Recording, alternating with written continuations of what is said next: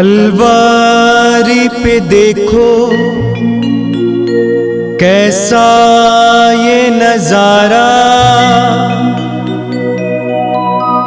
परमेश्वर का बेटा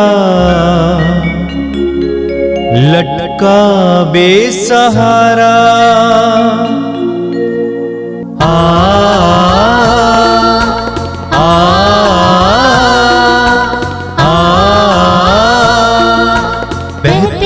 रक्त धारा जिसमें सबको मिले मुक्ति, बहती रक्त धारा जिसमें सबको मिले शांति, बहती रक्त धारा जिसमें सबको मिले मुक्ति, बहती रक्त धारा जिसमें सबको मिले शांति।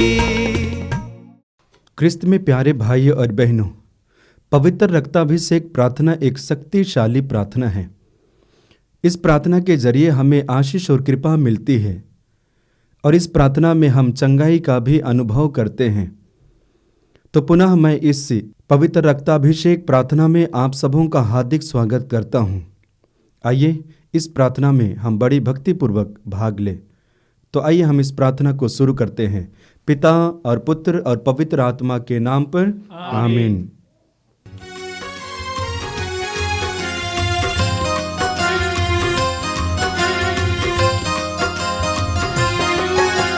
यीशु के बदन से बही जो लहू की धारा, उसमें धुले हमारे पापों के दाग सारे। यीशु के बदन से बही जो लहू की धारा, उसमें धुले हमारे पापों के दाग सारे। रख ले उसी में आशा, त्यज दे सभी निराशा, यीशु ही हमारे जीवन पा लगाए। रख ले उसी में आशा, त्यज दे सभी निराशा, यीशु ही हमारे जीवन पा लगाए। यीशु के बदन से बही जो लहू की धारा, उसमें धुले हमारे पापों के दाग सारे। यीशु के बदन से बही जो लहू की धारा, उसमें धुले हमारे पापों के दाग सारे। आप मेरे पीछे दोहराइएगा। हे प्रेमी पिता, हे प्रेमी पिता, हम तुझे धन्यवाद देते हैं, हम तुझे धन्यवाद देते हैं क्योंकि तूने हमसे इतना प्रेम किया हमसे इतना प्रेम किया कि हमारे लिए अपने इकलौते पुत्र को अर्पित किया, जिससे जो उसमें विश्वास करे उसका सर्वनाश ना हो, बल्कि अनंत जीवन प्राप्त करे। हे संसार के मुक्तिदाता, प्रभु यीशु, हम तेरे बलिदान के लिए तुझे धन्यवाद देते हैं। तूने कहा यह प्याला मेरे रक्त का नूतन विधान है, यह तुम्हारे लिए बहाया जा रहा है। हम अंगीकार करते हैं कि हमारा उद्धार तेरे मूल्यवान रक्त की कीमत पर हुआ है। हम पर दया कर और हमें हर बंधन से मुक्त कर। आपका अनुवाक्य होगा, हे निर्दोष मेमने हम पर दया कर। हे निर्दोष मेमने हम पर दया कर। हमारे पाप मिटाने के लिए क्रूस पर रक्त बहाने वाले, हे निर्दोष मेमने हम पर दया कर। हमारे पापों का प्रायश्चित करने क्रूस पर रक्त बहाने वाले, हे निर्दोष मेमने हम पर दया कर। हमारे शाप मिटाने के लिए क्रूस पर रक्त बहाने वाले, हे निर्दोष मेमने हम पर दया कर। हमारे पापों का कलंक मिटाने क्रूस पर रक्त बहाने वाले, हे निर्दोष मेमने हम पर दया कर। हमारे पापों की कीमत चुकाने क्रूस पर रक्त बहाने वाले, हे निर्दोष मेमने हम पर दया कर। शैतान का हर कार्य नष्ट करने क्रूस पर रक्त बहाने वाले, हे निर्दोष मेमने हम पर दया कर। हमें भरपूर जीवन देने क्रूस पर रक्त बहाने वाले, हे निर्दोष मेमने हम पर दया कर। हमारे घायल दिलों को चंगा करने क्रूस पर रक्त बहाने वाले, हे निर्दोष मेमने हम पर दया कर। रोगों से हमें चंगा करने क्रूस पर रक्त बहाने वाले, हे निर्दोष मेमने हम पर दया कर। हमें पिता से मेल कराने क्रूस पर रक्त बहाने वाले, हे निर्दोष मेमने हम पर दया कर। हमें एक दूसरे से मेल कराने क्रूस पर रक्त बहाने वाले, हे निर्दोष मेमने हम पर दया कर। हमें प्रेम की शिक्षा देने क्रूस पर रक्त बहाने वाले, हे निर्दोष मेमने हम पर दया कर। हमारे लिए स्वर्ग का द्वार खोलने क्रूस पर रक्त बहाने वाले, हे निर्दोष मेमने हम पर दया कर। हमारे बंधनों को तोड़ने के लिए क्रूस पर रक्त बहाने वाले, हे निर्दोष मेमने हम पर दया कर। हमारे आंसुओं को पोंछने के लिए क्रूस पर रक्त बहाने वाले, हे निर्दोष मेमने हम पर दया कर। हमें धर्मी बनाने के लिए क्रूस पर रक्त बहाने वाले, हे निर्दोष मेमने हम पर दया कर। हमें पवित्र करने के लिए क्रूस पर रक्त बहाने वाले, हे निर्दोष मेमने हम पर दया कर। हमें सशक्त करने के लिए क्रूस पर रक्त बहाने वाले, हे निर्दोष मेमने हम पर दया कर। हमें स्वतंत्र करने के लिए क्रूस पर रक्त बहाने वाले, हे निर्दोष मेमने हम पर दया कर। हे ईश्वर के मेमने जो संसार के पाप हल लेता है, प्रभु हमें क्षमा कर। हे ईश्वर के मेमने जो संसार के पाप हल लेता है, प्रभु हमारी सुन। हे ईश्वर के मेमने जो संसार के पाप हल लेता है, हम पर दया कर। हम प्रार्थना करें। हे ईश्वर, तूने चाहा कि यीशु अपना रक्त बहाकर हमारे पापों का प्रायश्चित करे और हम विश्वास द्वारा उसका फल प्राप्त करें। हम तुझसे प्रार्थना करते हैं कि उनके पवित्र रक्त की योग्यता से इस संसार पर दया कर और हमें हर बंधन से छुड़ा दे। हम यह प्रार्थना करते हैं उन्हीं हमारे प्रभु क्रिस्त के द्वारा, आमीन। आइए हम प्रभु यीशु मसीह के द्वारा सिखाए गए उस सुंदर और शक्तिशाली प्रार्थना को एक साथ बोले। हे हमारे पिता जो स्वर्ग में है, तेरा नाम पवित्र माना जाए, तेरा राज्य आवे, तेरी इच्छा जैसे स्वर्ग में है वैसे इस पृथ्वी पर भी पूरी हो। हमारा प्रतिदिन का आहार आज हमें दे और हमारे अपराध हमें क्षमा कर जैसे हम भी अपने अपराधियों को क्षमा करते हैं, और हमें परीक्षा में ना डाल परंतु बुराई से बचा। आमीन।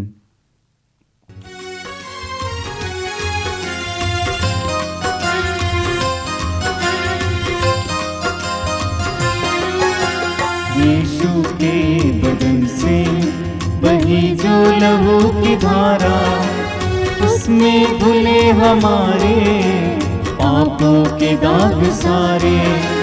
यीशु के बदन से बही जो लहू की धारा, उसमें धुले हमारे पापों के दाग सारे।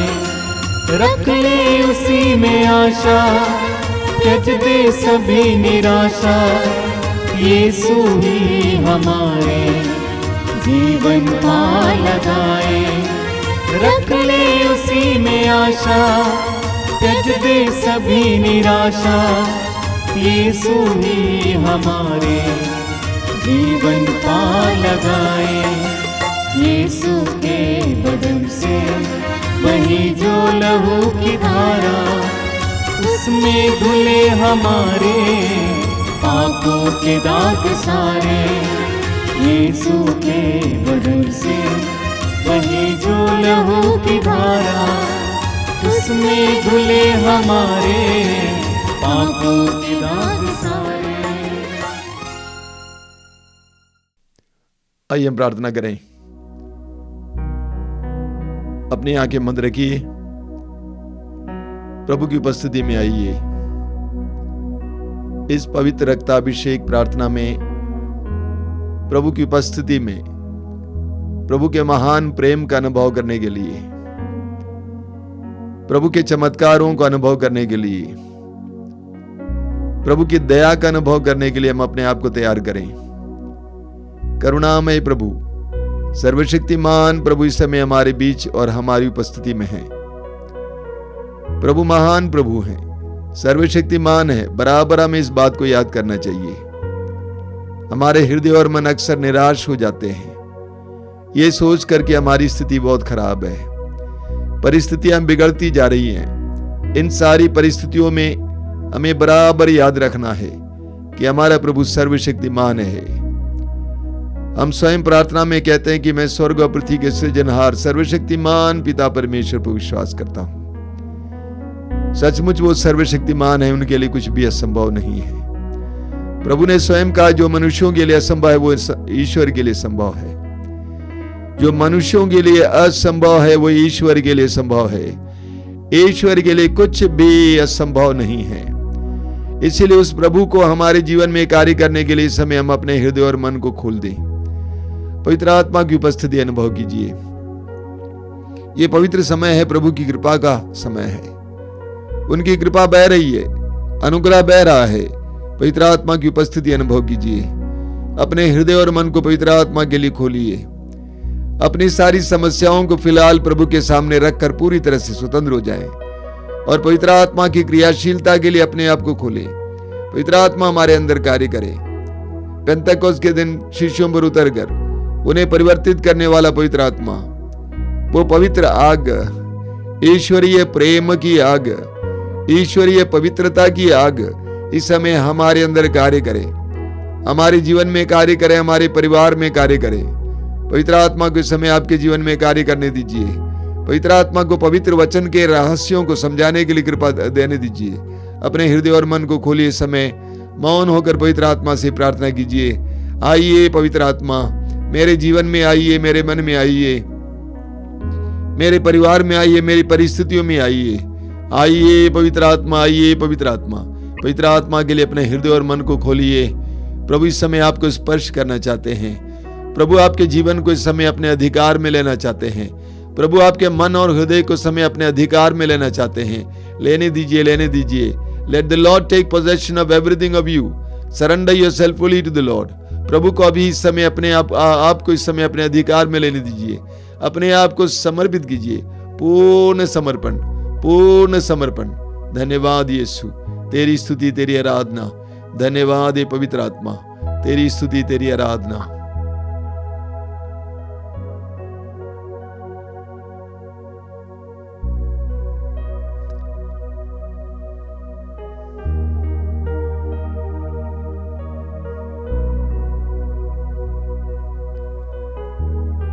अपनी आंखें खोलें। मेरे प्रिय भाई और बहनों, हर बार जब हम प्रभु के सानिध्य में आते हैं, प्रभु की उपस्थिति में आते हैं, हम अपने जीवन की समस्याओं को लेकर आते हैं। सच्चाई है और वास्तव में लेकर आना भी चाहिए, क्योंकि प्रभु ही हमारा एकमात्र आश्रय है, एकमात्र शरण है। इसलिए जीवन की एक एक परिस्थिति को, एक एक बात को प्रभु के सामने लाना अच्छा है, न्याय संगत है। लेकिन कभी कभी हम लोग उन सारी बातों में खोए रहते हैं। ये सही नहीं है। अपनी परिस्थिति को, अपने दुख दर्द को प्रभु के सामने लाना और प्रभु के सामने रखना, उसके बाद पूरी तरह से प्रभु की आराधना और स्तुति में लग जाना, प्रभु के वचन को सुनने में लग जाना। समस्याओं को प्रभु के चरणों पर रखने के बाद प्रभु को सुनने के लिए समय निकालना है, प्रभु की स्तुति करने के लिए समय निकालना है। मेरे प्रिय भाई और बहनों, हमें लूकस के सुसमाचार के अध्याय 5 में एक बहुत सुंदर प्रसंग पढ़ने को मिलता है। प्रभु यीशु गलीलिया झील के तट पर आते हैं बड़े सवेरे, और उन्होंने देखा कि कुछ मछुए अपने नाव को तट पर रखा था और वे अपने जाल साफ कर रहे थे। और प्रभु यीशु वहां पर आते हैं और शिमोन से कहते हैं कि अपनी नाव मुझे दे दे, और शिमोन उसके अपनी नाव को जल में डाल देता है। प्रभु यीशु उस पर बैठ जाते हैं, लोगों को सुसमाचार सुनाते हैं। उसके बाद प्रभु ने शिमोन से कहा कि नाव गहरे पानी में ले चलो और मछली पकड़ने के लिए जाल डालो। शिमोन ने कहा, गुरुवर, हमने रात भर परिश्रम किया, हमने एक भी मछली नहीं पकड़ी, लेकिन आपके कहने पर हम करेंगे। और पेतरुस ने, शिमोन ने ऐसा ही किया, और इतनी सारी मछलियां जाल में फंस गईं कि वे संभाल नहीं पाए, अपने दोस्तों को भी इशारा किए। इसको हम एक चमत्कार कहेंगे, लेकिन मैं यहां इसको एक प्रतीक के रूप में लेता हूं। देखिए, सीमोन मछुआ था, मछली पकड़ना जानता था। शायद बचपन से मछली पकड़ना उसका पेशा था। प्रभु यीशु तो पेशे से बड़े ही थे। सीमोन बचपन से पेशे से मछुआ था, मछली पकड़ा करता था। उसे मालूम था कि कैसे मछली पकड़नी है, किस विधि से पकड़नी है, कहाँ कहाँ मछलियाँ होती हैं। लेकिन उस समय सीमोन को इस बात का ज्ञान नहीं था कि मछलियाँ कहाँ हैं, और प्रभु ने इशारा किया वहाँ, और जाल बिछाया, ढेर सारी मछलियाँ मिली। एक विशेष प्रकाश, एक विशेष ज्ञान, इसको हम विवेक कहेंगे। ये जानना कि इस समय कहां जाल बिछाया जाए।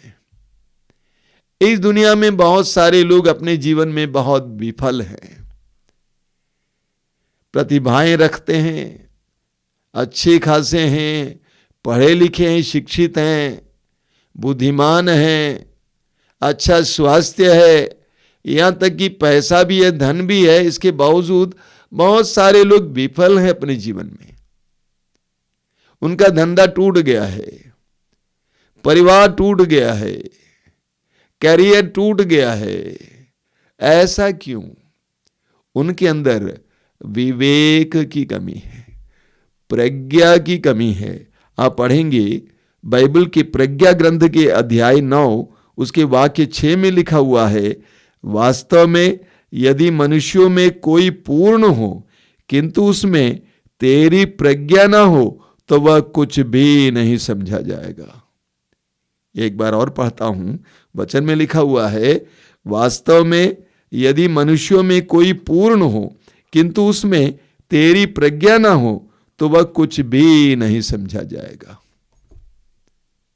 प्रतिभाएं हों, पैसा हो, बुद्धिमान हो, कुशल हो, अच्छा स्वास्थ्य हो, सुंदर हो, सब कुछ रखते हुए भी मनुष्य कुछ भी नहीं समझा जाएगा अगर उसके अंदर प्रज्ञा की कमी हो, विवेक की कमी हो।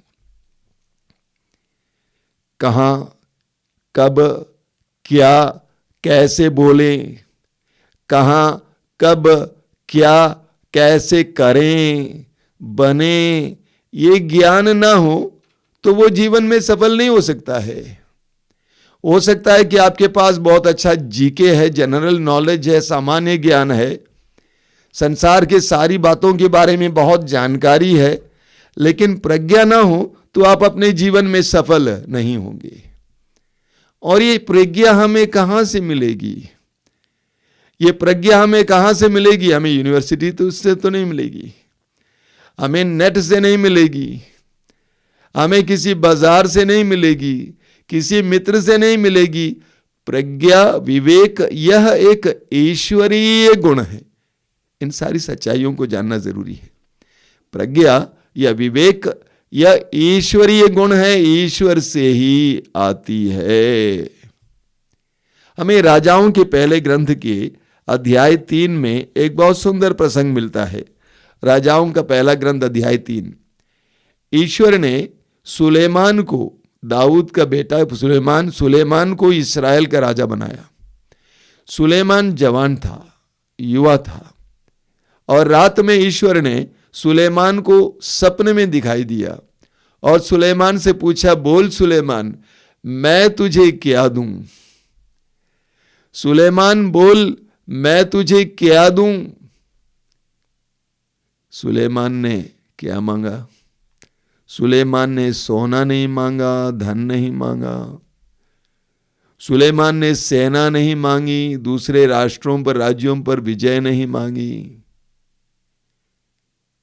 सुलेमान ने नाम नहीं मांगा, यश नहीं मांगा। सुलेमान ने क्या मांगा? मालूम? वचन में लिखा हुआ है, उसने कहा, अपने इस सेवक को विवेक देने की कृपा कर, जिससे वह न्यायपूर्वक तेरी प्रजा का शासन करे और भला तथा बुरा पहचान सके। सुलेमान ने प्रभु से कहा, आप मुझे विवेक का वरदान दीजिए, जिससे मैं न्यायपूर्वक अपनी प्रजा पर शासन करूं और भले और बुरे को पहचान सकूं। भले और बुरे को पहचानने की जो शक्ति होती है, जो सूक्ष्म ज्ञान होता है, शक्ति होती है, वो विवेक है। आधुनिक युग एक मिश्रित युग है। यहां पर भला बुरा दोनों मिक्स है, मिश्रित है। सच्चाई और झूठ दोनों मिश्रित है। सब कुछ मिश्रित है। पहचानना परखना बहुत कठिन है। कौन वास्तव में सच्चा है, कौन झूठा है, यह पहचानना बहुत कठिन है। कौन भला है, कौन बुरा है, यह पहचानना बहुत कठिन है। कौन असली है, कौन नकली, यह पहचानना बहुत कठिन है। बाजार में लोग ठगे जाते हैं। लोग पैसा देकर माल खरीद के आ जाते हैं, घर पहुंचने के बाद पता चला, अरे मैं तो ठग गया। शादी हुई, लड़का ठग निकला। कहती है कि मैंने सोचा कि अच्छा है, देखने में अच्छा था, बोलने में अच्छा था, लेकिन ये तो धोखेबाज निकला। बिजनेस शुरू किए, पैसा लगाए, सोचा कि बहुत कुछ मिलेगा, बड़ी उम्मीद थी, लेकिन गफलत निकला, सब गड़बड़ निकला। विवेक की कमी, विवेक की कमी। अगर विवेक ना हो तो हम ठगे जाएंगे। इसलिए सुलेमान ने कहा कि भले और बुरे को पहचानने के लिए मुझे शक्ति दीजिए, विवेक दीजिए।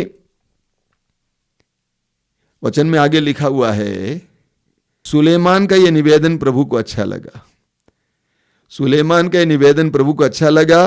प्रभु ने उससे कहा, तुमने अपने लिए ना तो लंबी आयु मांगी, ना धन संपत्ति, और न अपने शत्रुओं पर का विनाश। तुमने न्याय करने का विवेक मांगा है, इसलिए मैं तुम्हारी इच्छा पूरी करूंगा। मैं तुमको ऐसी बुद्धि और ऐसा विवेक प्रदान करता हूं कि तुम्हारे समान न तो पहले कभी कोई था और न बाद में कभी कोई होगा। और जो तुमने नहीं मांगा मैं वह भी तुम्हें दे देता हूं, अर्थात ऐसी धन संपत्ति तथा ऐसा ऐश्वर्य जिससे कोई भी राजा तुम्हारी बराबरी नहीं कर पाएगा। प्रभु को राजा सुलेमान की प्रार्थना बहुत अच्छी लगी, क्योंकि सुलेमान ने न लंबी आयु मांगा, न धन मांगा, न यश मांगा, न शत्रुओं पर विजय मांगी, उसने विवेक मांगा। हमारी प्रार्थनाओं में बहुत बड़ी त्रुटि है। हम सिर्फ सांसारिक चीजें ही मांगते हैं। मैं बराबर आपसे बोला करता हूं, विश्वास के लिए प्रार्थना कीजिए, प्रार्थना के वरदान के लिए प्रार्थना कीजिए, मुक्ति के लिए प्रार्थना कीजिए, विवेक के लिए प्रार्थना कीजिए, पवित्र आत्मा के लिए प्रार्थना कीजिए। राजा सुलेमान की प्रार्थना प्रभु को बहुत अच्छी लगी, इसीलिए प्रभु ने उसको भरपूर प्रज्ञा दी, विवेक दिया। इतना ही नहीं, जो उसने मांगा नहीं था वो भी भरपूर मात्रा में दे दिया। यह है प्रार्थना का मतलब, यह है विवेक का फल। हम पढ़ेंगे सूक्ति ग्रंथ के अध्याय 8 उसके वाक्य 11 में लिखा हुआ है कि प्रज्ञा विवेक बहुमूल्य मोती से भी बढ़कर है। प्रज्ञा बहुमूल्य मोती से भी बढ़कर है। हम पढ़ेंगे सूक्ति ग्रंथ के अध्याय 8 उसके वाक्य 11 में कि प्रज्ञा बहुमूल्य मोतियों से भी बढ़कर है। प्रज्ञा बहुमूल्य मोतियों से भी बढ़कर है। आप पढ़ेंगे प्रज्ञा ग्रंथ के अध्याय 9 वाक्य 17 में कि प्रज्ञा के द्वारा ही हम ईश्वर की इच्छा को पहचान सकते हैं। प्रज्ञा के द्वारा हम ईश्वर की इच्छा को पहचान सकते हैं। हम पढ़ेंगे प्रज्ञा ग्रंथ के अध्याय 7 उसके वाक्य 28 में कि प्रभु उन लोगों को प्यार करता है जिनमें प्रज्ञा निवास करती है। यानी प्रभु प्रज्ञावान लोगों को, विवेकी लोगों को प्यार करते हैं। अब सवाल ये खड़ा होगा, हम कैसे प्रज्ञा प्राप्त करें? हम कैसे प्रज्ञा प्राप्त करें? सबसे पहली बात, प्रज्ञा ग्रंथ अध्याय 1 उसके वाक्य 4 में लिखा हुआ है। प्रज्ञा ग्रंथ अध्याय 1 वाक्य 4 में, प्रज्ञा उस आत्मा में प्रवेश नहीं करती जो बुराई की बातें सोचती है। प्रज्ञा उस आत्मा में प्रवेश नहीं करती जो बुराई की बातें सोचती है, और उस शरीर में निवास नहीं करती जो पाप के अधीन है। प्रज्ञा और पाप एक साथ नहीं जा सकते। विवेक और पाप एक साथ नहीं जा सकते। इसलिए अगर हम प्रज्ञा चाहते, विवेक चाहते हैं, तो हमें अपने आप को शुद्ध करने की जरूरत है। अपने पापों के लिए प्रभु से माफी मांगकर अपने आप को शुद्ध और पवित्र करने की जरूरत है। जिस हृदय में छल है, कपट है, धोखा है, अन्याय है, घृणा है, क्रोध है, वासना है, अश्लीलता है, उसके अंदर प्रज्ञा निवास नहीं कर सकती है। तो सबसे पहली आवश्यकता है कि हमें पाप से मुक्त होना। अगर हम पाप में जीवन जिएंगे, हमारा मन अंधकारमय होगा और हमारा निर्णय भी गलत होगा। इस सच्चाई को सबको सुनना चाहिए, जानना चाहिए। लोग बहुत कुछ करते हैं, बहुत परिश्रम करते हैं, हाथ पैर मारते हैं, लेकिन अगर आपके अंदर पाप निवास करता है, आप बुराई में जीवन जी रहे हैं, छल कपट के लिए आपके दिल में स्थान है, क्रोध के लिए स्थान है, तो आप कितना भी परिश्रम करें, आपका निर्णय गलत होगा। आप सही निर्णय ले नहीं पाएंगे, क्योंकि आपके अंदर प्रज्ञा नहीं है, आप अंधेरे में हैं। इसीलिए प्रज्ञा प्राप्त करने के लिए सबसे पहली बात अपने पाप से मुक्त होना, छल कपट से मुक्त होना, तभी हमारे अंदर प्रज्ञा प्रवेश कर सकती है। दूसरी बात, प्रभु पर श्रद्धा। प्रभु पर श्रद्धा। सूक्ति ग्रंथ अध्याय 1 वाक्य 7, सूक्ति ग्रंथ अध्याय 1 वाक्य 7 और सूक्ति ग्रंथ अध्याय 9 वाक्य 10, स्तोत्र ग्रंथ अध्याय 111 वाक्य 10, वहां पर बताया गया है प्रभु पर श्रद्धा प्रज्ञा का मूल स्रोत है। प्रभु पर श्रद्धा प्रज्ञा का मूल स्रोत है, यानी प्रज्ञा पाने का मूल स्रोत प्रभु पर श्रद्धा है। अंग्रेजी में कहते हैं फियर ऑफ गॉड। प्रभु पर श्रद्धा, प्रभु का भय। जिसके अंदर प्रभु के प्रति भय नहीं है, प्रभु पर श्रद्धा नहीं है, उसको प्रज्ञा प्राप्त नहीं हो सकती है। तो दूसरी बात मैंने कहा, प्रभु पर श्रद्धा रखना, प्रभु का भय खाना, फियर ऑफ गॉड। ये प्रभु पर श्रद्धा का मतलब क्या होता है?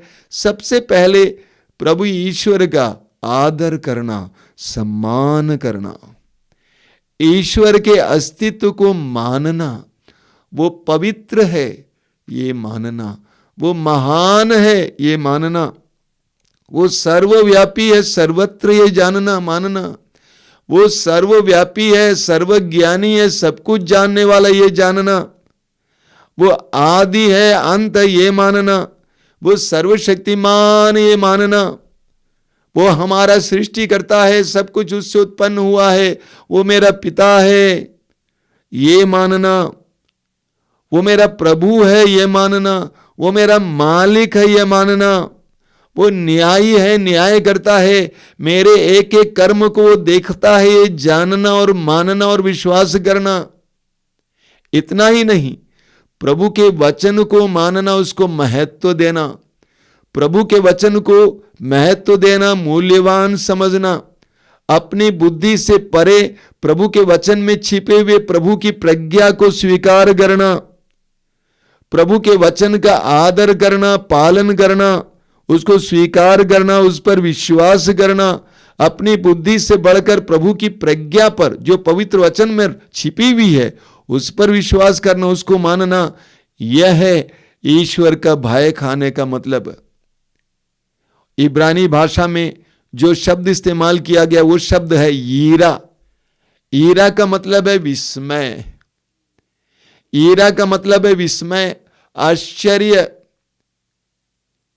जो व्यक्ति ईश्वर की सृष्टि को देखकर उसके अंदर आश्चर्य उत्पन्न होता है, विस्मय उत्पन्न होता है, जो व्यक्ति ईश्वर के कार्यों को देखने के बाद उसके अंदर विस्मय उत्पन्न होता है, आश्चर्य उत्पन्न होता है, प्रभु के प्रेम का एहसास करने के बाद आश्चर्य उत्पन्न होता है, सृष्टि में जो सुंदरता है, जो प्रज्ञा, उसको देखने के बाद उसको इसके अंदर आश्चर्य और विस्मय उत्पन्न होता है, प्रभु के पवित्र वचनों को सुनने के बाद उसके अंदर जो आश्चर्य उत्पन्न होता है, विस्मय उत्पन्न होता है, उसके अंदर प्रज्ञा का जन्म होता है। तो जो व्यक्ति ईश्वर पर भरोसा रखता है, ईश्वर का भय खाता है, ईश्वर को स्वीकार करता है, ईश्वर की अधीनता स्वीकार करता है, ईश्वर के वचनों को मूल्यवान समझता है, ईश्वर की बातों को सोचते हुए अपने में आश्चर्य महसूस करता है, उसके अंदर प्रज्ञा उत्पन्न होती है। तीसरी बात, प्रज्ञा के लिए हमें प्रार्थना करने की आवश्यकता है। प्रज्ञा के लिए हमें प्रार्थना करने की आवश्यकता है। विवेक के लिए हमें निरंतर प्रार्थना करने की आवश्यकता है। प्रज्ञा ग्रंथ अध्याय 7 वाक्य 7, वहां पर लिखा हुआ है, मैंने प्रार्थना की और मुझे विवेक मिला। मैंने प्रार्थना की और मुझे विवेक मिला। मैं 14 साल का था उस समय, एक साधना में भाग लिया।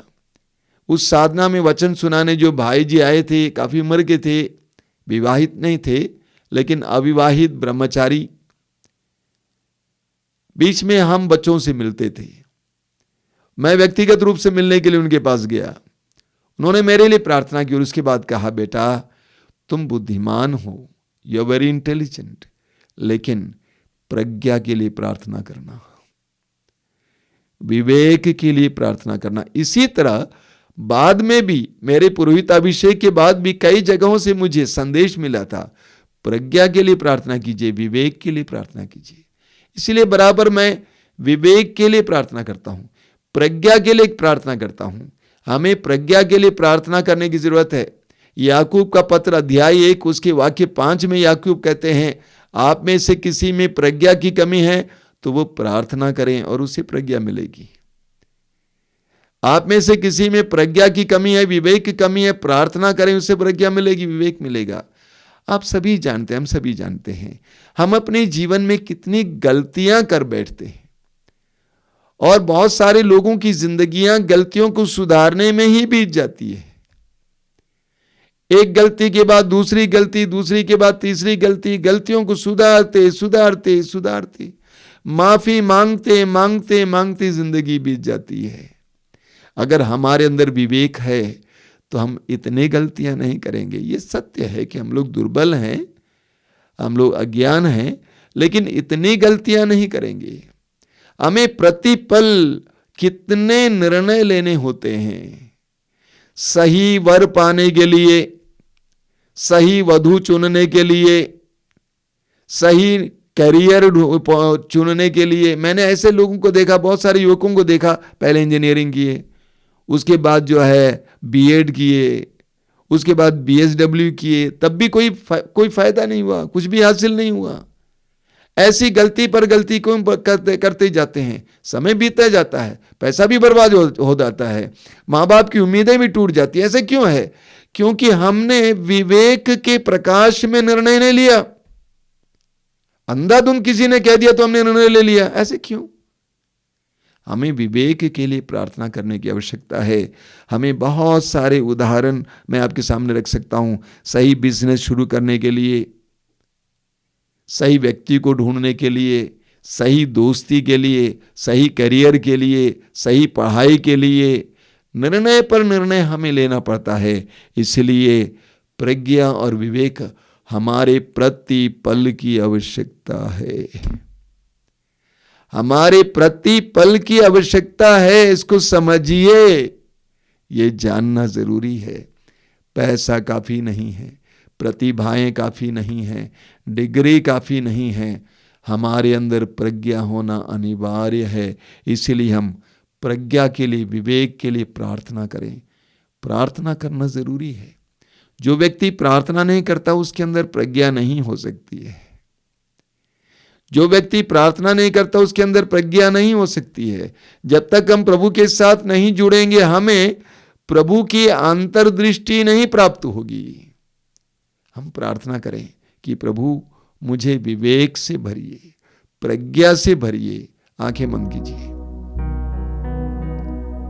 दयालु पिता, धन्यवाद देता हूं इस समय के लिए, तेरी आशीषों के लिए धन्यवाद देता हूं, इन सुंदर पलों के लिए धन्यवाद देता हूं पिता। तूने अपने पुत्र से कहा उसकी प्रार्थना के दौरान, मैं तुझसे अत्यंत प्रसन्न हूं। तू अपने पुत्र से अत्यंत प्रसन्न था, यानी वो प्रसन्न होने योग्य था, प्रज्ञापूर्ण था। यीशु के मुंह से निकलने वाले एक एक वचन को लोग सुनना चाहते थे, क्योंकि एक एक वचन में प्रज्ञा, ज्ञान, सत्य छिपा हुआ था।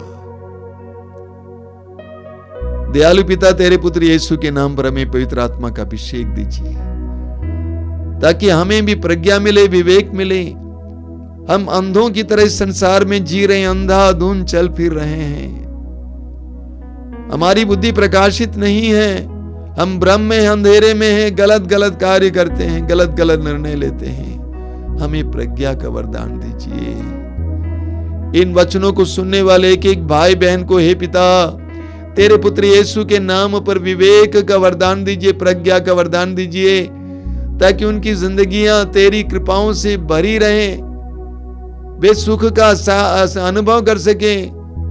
आदम और हेवा ने गलत निर्णय लिया, क्या नतीजा हो गया?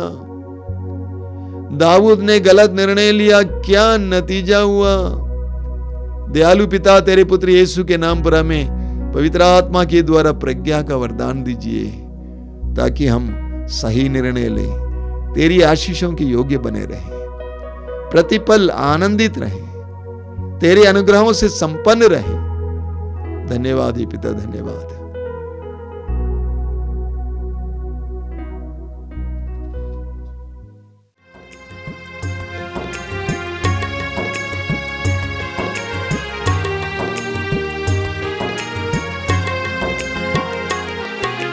प्रभु तेरी हो वंदना, यीशु तेरी आराधना।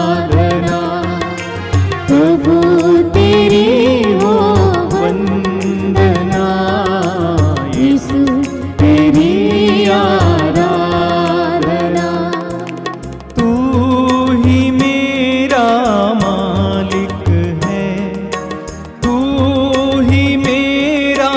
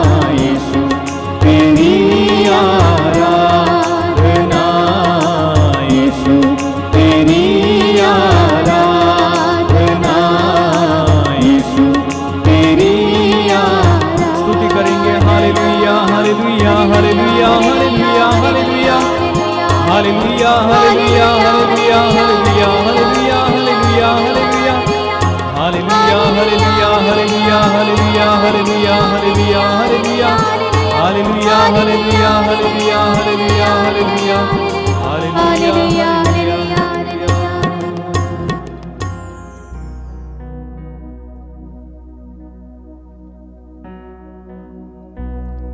परम प्रसाद में विराजमान प्रभु यीशु की हम आराधना करें। अपने हृदय और मन को एकाग्र कीजिए। प्रभु की उपस्थिति इस समय महसूस कीजिए। प्रभु आपके करीब हैं। आपको प्यार करने वाले प्रभु, आपके जीवन की एक एक परिस्थिति को जानने वाले प्रभु, आपके लिए योजनाएं रखने वाले प्रभु, आपके लिए क्रूस पर मरने वाले प्रभु, जी उठने वाले प्रभु, उस महान प्रभु की उपस्थिति इस समय महसूस कीजिए। प्रभु यीशु ने कहा, डरो नहीं, आदि और अंत मैं हूं, जीवन का स्रोत मैं हूं। डरो नहीं, आदि और अंत मैं हूं, जीवन का स्रोत मैं हूं। मैं मर गया था, देखो मैं अनंत काल तक जीवित रहूंगा। उस पुनर्जीवित यीशु की उपस्थिति इस समय अनुभव कीजिए। ये जानिए कि प्रभु इस समय आपके करीब हैं और अपने हृदय और मन को प्रभु के लिए खोलिए।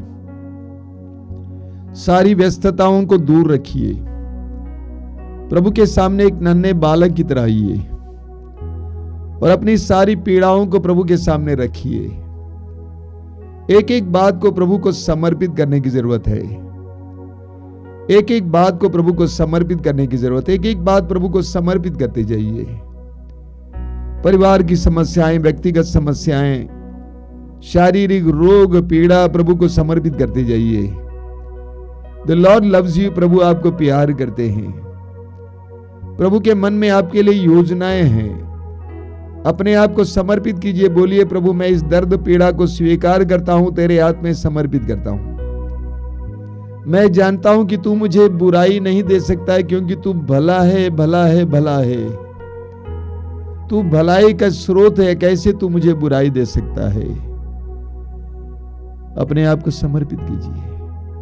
प्रभु आपके करीब हैं। वो आपको जानते हैं, वो आपको प्यार करते हैं। आपको हर प्रकार के बंधन से आजाद करना चाहते हैं। आपको हर प्रकार की नकारात्मकता से छुटकारा देना चाहते हैं। प्रभु यीशु के हाथ में अपने आप को समर्पित कीजिए। अपने परिवार को समर्पित कीजिए। अपनी परिस्थिति को समर्पित कीजिए। एक एक बात इस समय प्रभु को समर्पित करते जाइए। यीशु आपको प्यार करते हैं। उनके प्यार पर निर्भर रहिए, भरोसा रखिए। पवित्र वचन में लिखा हुआ है, आप भरोसे के साथ अनुग्रह के सिंहासन के पास आ जाएं। हम भरोसे के साथ इस समय प्रभु के अनुग्रह के सिंहासन के पास आए। बोलिए hallelujah, hallelujah, hallelujah, hallelujah, hallelujah, hallelujah, hallelujah, hallelujah. Yeshu मेरा प्रभु है। यीशु मेरा प्रभु है। यीशु मेरा मालिक है। यीशु मेरा मालिक है। मेरे परिवार का मुक्तिदाता है। मेरे परिवार का मुक्तिदाता है। Hallelujah, hallelujah, hallelujah, hallelujah, hallelujah, hallelujah. आपका अनुवाक्य है, हे प्रभु हमें विवेक दीजिए। हे प्रभु हमें विवेक दीजिए। हे प्रभु हमें विवेक दीजिए। हे प्रभु हमें विवेक दीजिए। इस कुटिल संसार में भलाई और बुराई को पहचानने के लिए हे प्रभु हमें विवेक दीजिए। इस कुटिल संसार में भलाई और बुराई को पहचानने के लिए हे प्रभु हमें विवेक दीजिए। शैतान के फंदे से बचने के लिए हे प्रभु हमें विवेक दीजिए। सच और झूठ को पहचानने के लिए हे प्रभु हमें विवेक दीजिए। सच्चे और झूठे लोगों को पहचानने के लिए हे प्रभु हमें विवेक दीजिए। तेरे मार्ग को अपनाने के लिए हे प्रभु हमें विवेक दीजिए। सही और गलत लोगों को परखने के लिए हे प्रभु हमें विवेक दीजिए। तेरी इच्छा को जानने के लिए हे प्रभु हमें विवेक दीजिए। सही निर्णय लेने के लिए हे प्रभु हमें विवेक दीजिए। शैतान और बुराई का तिरस्कार करने के लिए हे प्रभु हमें विवेक दीजिए। छिपे हुए खतरों से बचने के लिए हे प्रभु हमें विवेक दीजिए। जीवन में सफल होने के लिए हे प्रभु हमें विवेक दीजिए। पवित्रता में बढ़ने के लिए हे प्रभु हमें विवेक दीजिए। लोभ और लालच और आसक्ति से बचने के के लिए, हे प्रभु हमें विवेक दीजिए। अपने होठों पर नियंत्रण रखने के लिए, हे प्रभु हमें विवेक दीजिए। तेरे वचनों में छिपे हुए रहस्यों को समझने के लिए, हे प्रभु हमें विवेक दीजिए। तेरे हृदय की बातों को जानने के लिए, हे प्रभु हमें विवेक दीजिए। तेरी योजनाओं को समझने के लिए, हे प्रभु हमें विवेक दीजिए। तेरी योजनाओं के अनुसार जीवन जीने के लिए, हे प्रभु हमें विवेक दीजिए। तेरे मार्ग पर चलने के लिए, हे प्रभु हमें विवेक दीजिए। Hallelujah, hallelujah, hallelujah, hallelujah, hallelujah, hallelujah, hallelujah, hallelujah, hallelujah, hallelujah, hallelujah, hallelujah, hallelujah, hallelujah, hallelujah, hallelujah, hallelujah. वो खोल कर प्रभु की स्तुति कर दिया, स्तुति कर दिया, स्तुति कर दिया। वो खोल कर प्रभु की स्तुति कर दिया, स्तुति कर दिया। Hallelujah, hallelujah, hallelujah. अभिषेक, अभिषेक, अभिषेक, अभिषेक, पवित्र आत्मा का अभिषेक दीजिए, पवित्र आत्मा का अभिषेक दीजिए, विवेक का वरदान दीजिए, प्रज्ञा का वरदान दीजिए, हमारी बुद्धि को प्रकाशित कीजिए, हमारे भ्रम को तोड़िए, अंधेरे को मिटाइए। Hallelujah, hallelujah, hallelujah, hallelujah, hallelujah, hallelujah, hallelujah. बड़ी भक्ति के साथ इस समय हम पवित्र रक्त के अभिषेक के लिए उस गीत को, सुंदर गीत को गाएंगे। सभी लोग मेरे पीछे दोहराते जाएंगे। अभिषेक दीजिए, अभिषेक दीजिए, पावन लहू का अभिषेक दीजिए। सब लोग मुंह खोल कर दोहराना, हृदय की गहराई से दोहराना।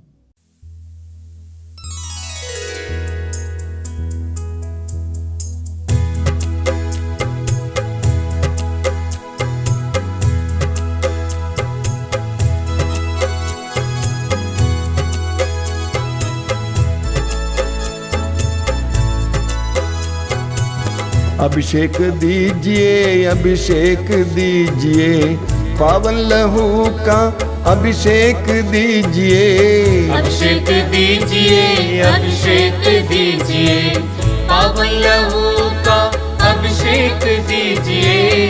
अभिषेक दीजिए, अभिषेक दीजिए, पावन लहू का अभिषेक दीजिए।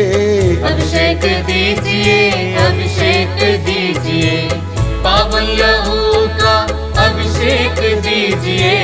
पाप अधर्म से भारी है धरती, पाप मिटाने अभिषेक दीजिए। अभिषेक दीजिए, अभिषेक दीजिए, पावन लहू का अभिषेक दीजिए। युद्ध और विनाश का अंधेरा है छाया, शांति दिलाने अभिषेक दीजिए। अभिषेक दीजिए, अभिषेक दीजिए, पावन लहू का अभिषेक दीजिए। जकड़ा है मानव पापों के जाल में, बंधन तोड़ने अभिषेक दीजिए। अभिषेक दीजिए, अभिषेक दीजिए, पावन लहू का अभिषेक दीजिए। अश्लीलता का बादल घनेरा पवित्र करने अभिषेक दीजिए। अभिषेक दीजिए, अभिषेक दीजिए, पावन लहू का अभिषेक दीजिए। पाप मिटाने, शाप मिटाने, पावन लहू का अभिषेक दीजिए। अभिषेक दीजिए, अभिषेक दीजिए, पावन लहू का अभिषेक दीजिए। रोग मिटाने, शोक मिटाने, पावन लहू का अभिषेक दीजिए। अभिषेक दीजिए, अभिषेक दीजिए, पावन लहू का अभिषेक दीजिए। कोरोना वायरस को जड़ से मिटाने, पावन लहू का अभिषेक दीजिए। अभिषेक दीजिए, अभिषेक दीजिए, पावन लहू का अभिषेक दीजिए। कोरोना वायरस को जड़ से मिटाने, पावन लहू का अभिषेक दीजिए। अभिषेक दीजिए, अभिषेक दीजिए, पावन लहू का अभिषेक दीजिए। नशे की आत्मा सताए तेरे जन को, छुटकारा देने अभिषेक दीजिए। अभिषेक दीजिए, अभिषेक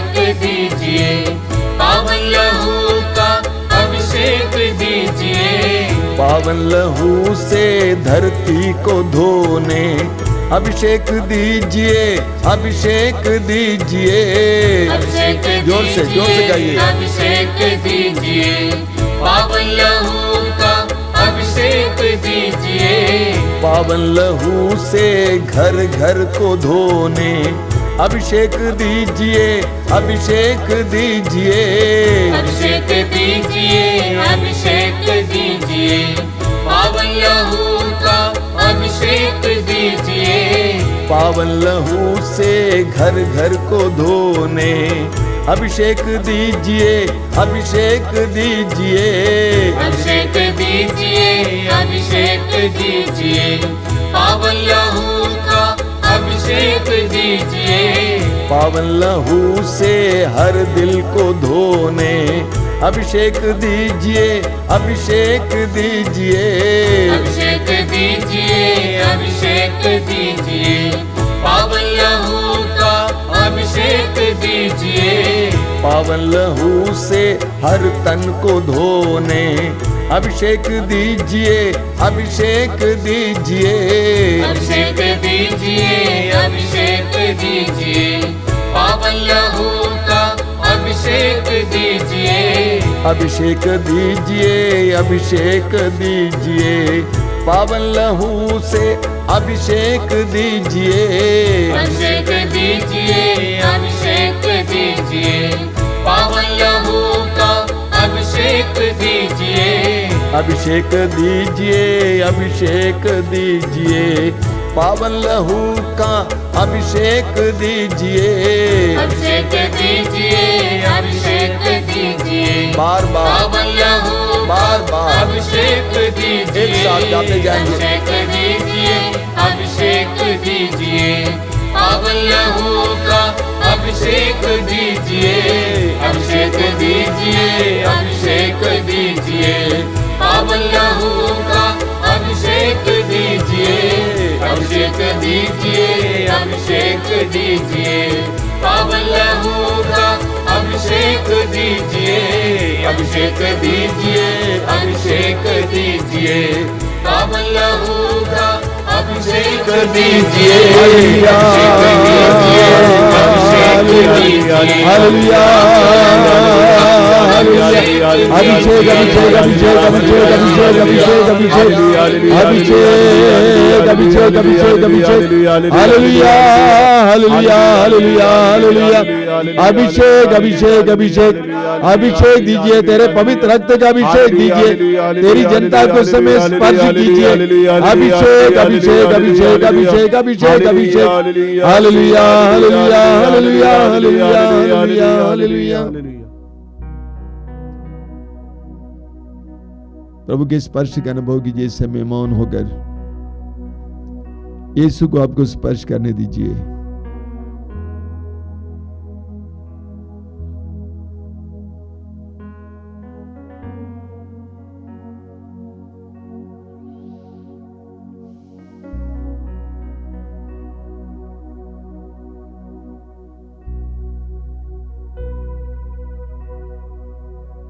हम इस समय प्रार्थना करेंगे विशेष करके रोगियों के लिए। आप में से जो रोगी हैं, विभिन्न प्रकार के रोग से पीड़ित, अपने रोगों को इस समय प्रभु के अधीन करेंगे। प्रभु यीशु को आज आपको स्पर्श करने देंगे। सुसमाचारों में हम पढ़ते हैं कि लोग यीशु के पास आते थे और यीशु ने या तो उनके सिर पर हाथ रखा, उन्हें आशीर्वाद दिया, चंगा किया, या लोगों ने उनको स्पर्श किया और वे चंगे हो गए। यीशु के स्पर्श से हमें चंगाई मिलती है। ये स्पर्श तभी संभव होता है जब हमारा विश्वास मजबूत होता है।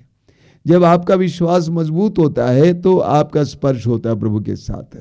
इसलिए अपने विश्वास को मजबूत कीजिए। अगर आपके मन में नकारात्मक बातें हैं, आपके मन में सवाल ही सवाल हैं, सवाल को बंद कीजिए और इस समय अपने आप को प्रभु के हवाले कीजिए। प्रभु के साथ जुड़ जाइए, आंखें बंद कीजिए और अपने दर्द, पीड़ा, रोग, हर प्रकार की समस्या को इस समय प्रभु को समर्पित करेंगे। आपके शरीर में जहाँ कहीं भी दुर्बलता है उस जगह को प्रभु को समर्पित करेंगे। आपकी आंखों में दुर्बलता है, प्रभु को समर्पित कीजिए। आपके कान में दुर्बलता है, प्रभु को समर्पित कीजिए। आपकी जुबान में जहां कहीं भी दुर्बलता प्रभु को समर्पित कीजिए, हाथ पांव में प्रभु को समर्पित कीजिए। इस समय यीशु को अपने पवित्र रक्त की विशेष शक्ति और सामर्थ्य के द्वारा आपको स्पर्श करने दीजिए। Jesus is going to touch you right now. Believe in the power of Jesus Christ. Yeshu के सामर्थ्य पर समय विश्वास कीजिए कि यीशु आपको स्पर्श करने जा रहे हैं। आंखें बंद कीजिए और अपने रोग को प्रभु के हाथ में समर्पित कीजिए, प्रभु के अधीन कीजिए। यीशु आपको स्पर्श करेंगे। यीशु का पवित्र रक्त इस समय आपके शरीर में बह रहा है। यीशु का पवित्र रक्त आपके शरीर में बह रहा है। कण कण को, नस नस को प्रभु शुद्ध कर रहे हैं अपने पवित्र रक्त के द्वारा। आपके सिर से लेकर पैर तक एक एक हिस्से को प्रभु अपने पवित्र रक्त से धोकर शुद्ध कर रहे हैं। प्रभु यीशु का पवित्र रक्त आपके नस में इस समय बह रहा है। स्वीकार कीजिए, अंगीकार कीजिए, विश्वास कीजिए और ग्रहण कीजिए। प्रभु इस समय आपको चंगाई दे रहे हैं। ऊंची आवाज में प्रभु की स्तुति करते जाना, ऊंची आवाज में स्वतंत्र होकर प्रभु की स्तुति करते जाना। Hallelujah hallelujah hallelujah hallelujah hallelujah hallelujah. Yeshu के नाम पर, यीशु के शक्तिशाली नाम पर, यीशु के सामर्थ्यवान नाम पर हर तरह के रोग से, पुराने से पुराने रोग से, गंभीर से गंभीर रोग से इसी वक्त मेरे भाई बहनों को चंगाई मिले, पूर्ण चंगाई मिले, टोटल फ्रीडम, टोटल हीलिंग, पूर्ण चंगाई मिले, पूर्ण चंगाई मिले। चंगाई चंगाई चंगाई चंगाई चंगाई चंगाई चंगाई चंगाई चंगाई चंगाई चंगाई चंगाई चंगाई चंगाई चंगाई चंगाई चंगाई चंगाई चंगाई। Hallelujah hallelujah hallelujah hallelujah hallelujah hallelujah hallelujah.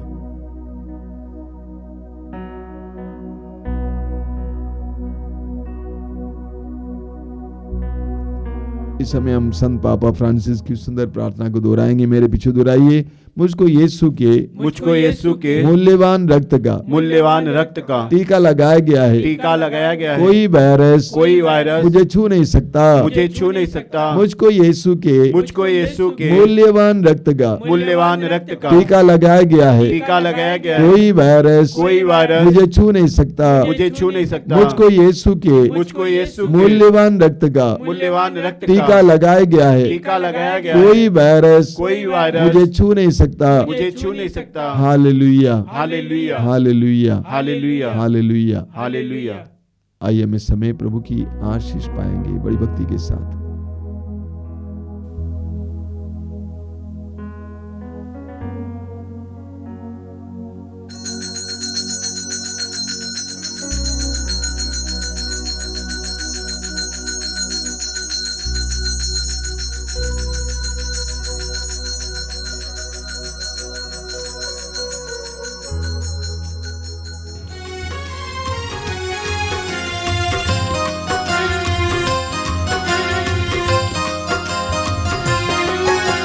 Yeshu के बदन से बही जो लहू की धारा, उसमें धुले हमारे पापों के दाग सारे।